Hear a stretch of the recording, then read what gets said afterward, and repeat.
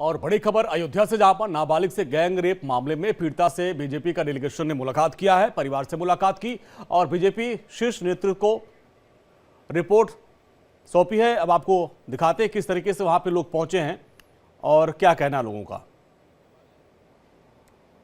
जो कानून के आला मनासिब पर बैठने वाले जिन्होंने शपथ ली है उसके ही खिलाफ बोलने लगते।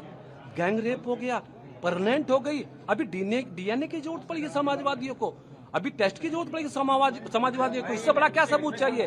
तो देश प्रदेश की जनता देख रही है, इसका खामियाजा, इसकी सजा समाजवादियों को भी भुगतनी पड़ेगी। देश प्रदेश की सरकार बच्ची के साथ है, बच्ची के परिवार के साथ है, आर्थिक सहयोग भी करेंगे, एक भी अपराधी बचेगा नहीं। फांसी के तख्ते तक ले जाने में हम आगे बढ़ेंगे। अभी आपकी मुलाकात हुई तो कार्रवाई से संतुष्ट है परिवार? निश्चित जो सरकार ने कार्रवाई की है, खासतौर से अपराधियों के खिलाफ अरेस्टिंग की, दोषी पुलिसकर्मियों को निलंबित करने की, आर्थिक सहयोग करने की, डेलीगेशन की भी आर्थिक सहयोग करने की जो अब तक कार्रवाई है वो बेहतर है, अच्छी है। लेकिन हम डेलीगेशन का विचार है कि किसी प्रकार की शिथिलता इस जघन अपराध में ना हो, अपराधी किसी प्रकार से भी बच ना सके। और जो समाजवादी पार्टी के नेता, अफसोस है कि जिसमें मेन मुलजिम है वो समाजवादी पार्टी का बड़ा नेता है, कुछ समाजवादी लोग उसको प्रोटेक्ट कर रहे हैं, बचाने की कोशिश कर रहे हैं। अब तक कोई कार्रवाई नहीं की, उसको पार्टी से निकालना चाहिए था, नोटिस जारी करना चाहिए था। यानी समाजवादी पार्टी पीड़िता के बजाय अगर अपराधियों के साथ खड़ी है तो बात स्पष्ट हो रही है कि आज भी समाजवादियों का चरित्र बदला नहीं है, वो अपराधियों के साथ खड़े हैं। इसका जवाब उन्हें देना पड़ेगा। धन्यवाद।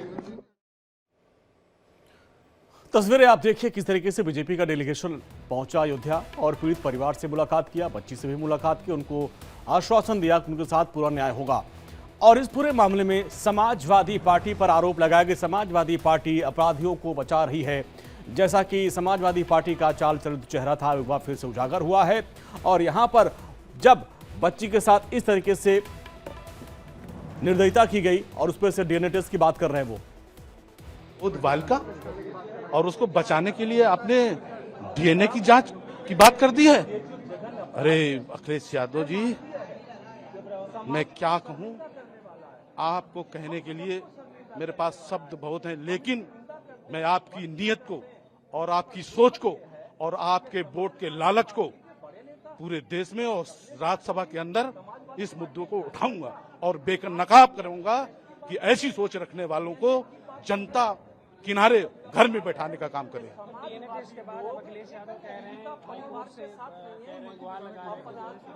अखिलेश यादव जी अंततः उनकी मेंटलिटी, उनकी सोच बताती है कि वो ऐसे व्यभिचारी और दुराचारियों का संरक्षण करते हैं।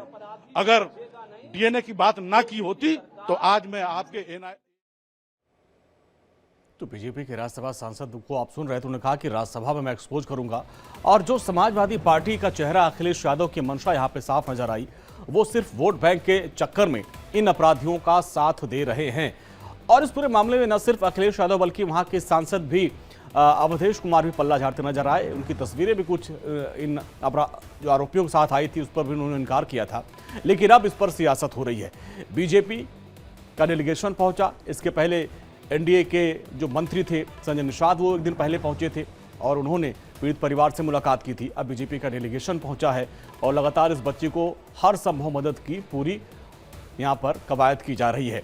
लेकिन इस पर सियासत हो रही है। अखिलेश यादव कह रहे हैं कि पहले आरोपियों का, जिनके ऊपर आरोप लगा, उनका डीएनए टेस्ट करवा लिया जाए ताकि कोई निर्दोष इसमें न फंसे। और हमारे वरिष्ठ सहयोगी अनूप हमारे साथ अयोध्या से सीधे जुड़ रहे हैं। अनूप, बीजेपी का डेलीगेशन वहां पे पहुंचा, क्या कुछ अपडेट रहा? देखिए, बीजेपी का डेलीगेशन अयोध्या पहुंचा, वहां पर उन्होंने पहले सर्किट हाउस में मीटिंग की और फिर बाद में, जैसा कि हमने तस्वीरों में दिखा रहे हैं दर्शकों को, कि वो लोग पीड़ित परिवार से मिले, उन्हें पूरी सहानुभूति जताई और साथ ही साथ पूरा कार्रवाई करने का, उन्हें न्याय दिलाने का आश्वासन भी दिया है। अब ये लोग अपनी एक रिपोर्ट बनाएंगे और रिपोर्ट बना के आला कमान को सौंपेंगे। इस बीच जैसा कि आपने कहा कि अंजनी जी की सियासत शुरू हो गई है, तो अभी थोड़ी देर पहले लखनऊ में समाजवादी पार्टी के दफ्तर में भी एक प्रेस कॉन्फ्रेंस हुई है।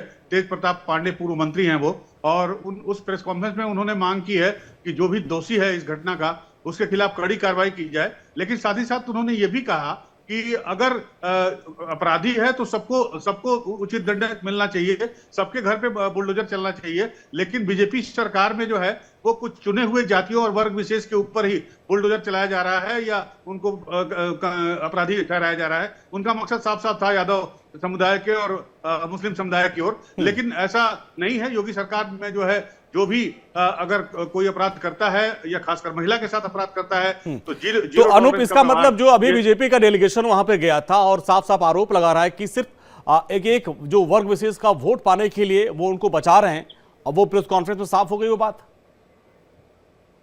बिल्कुल बिल्कुल, ये बात बिल्कुल साफ हो गई है कि वोट बैंक भी इस राजनीति में, इस पूरे मामले में काम कर रहा है। अगर आप अखिलेश यादव जी का ट्वीट देखें और उसमें जो उन्होंने लाइन लिखी है डीएनए टेस्ट कराने की, और डीएनए टेस्ट की रिपोर्ट अगर सही आए तो उसके आधार पर जो है कार्रवाई करने की, और अगर गलत आती है तो अधिकारियों पर कार्रवाई करने की, तो निश्चित रूप से कहीं ना कहीं स्टैंड जो है वो कर रहे हैं उसके आरोपी के साथ, जबकि अभी ट्रायल। अनूप जी, आप लगातार, आप बहुत लंबे समय से यूपी की सियासत को देख, इसके पहले आपने देखा होगा 2000 पिछले कार्यकाल में योगी के एक ऐसा एक मामला सामने आया था जिसके बाद पॉलिटिकम टूरिज्म हो, वहां पे चाहे राहुल गांधी जी हो, प्रियंका गांधी वाड्रा रोक के बावजूद पहुंची थी, तमाम सियासी दल वहां पे पहुंचे थे, लेकिन यहां पे किसी भी पार्टी का कोई बयान कुछ आया यहां पे?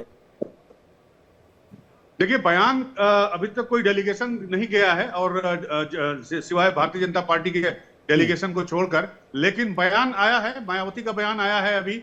आज सुबह उन्होंने ट्वीट किया था जिसमें उन्होंने लिखा है साफ साफ कि समाजवादी पार्टी की सरकार में अगर इस तरह के अपराधी जिन्होंने ये कृत्य या दुष्कर्म किए तो उनमें कितनों की जो है वो डीएनए टेस्ट कराई गई। तो और दूसरी बात की, आज बलिया में डिप्टी सीएम ब्रजेश पाठक थे, उन्होंने भी कहा कि समाजवादी पार्टी की सरकार में गुंडों का बोलबाला हुआ और गुंडे पैदा हुए और गुंडे ही समाज में जो है अराजकता फैला रहे हैं।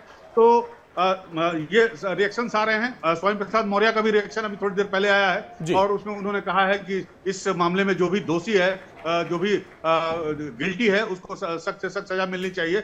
लेकिन साथ ही साथ उन्होंने योगी सरकार के ऊपर भी कहा कि उनके कहते हैं कि कानून का राज है, लेकिन उनके राज में इस तरह की घटनाएं हो रही हैं। तो सभी पार्टियां अपनी अपनी रोटियां। ठीक है, चलिए अनूप, बहुत बहुत शुक्रिया अनूप इस पूरी बात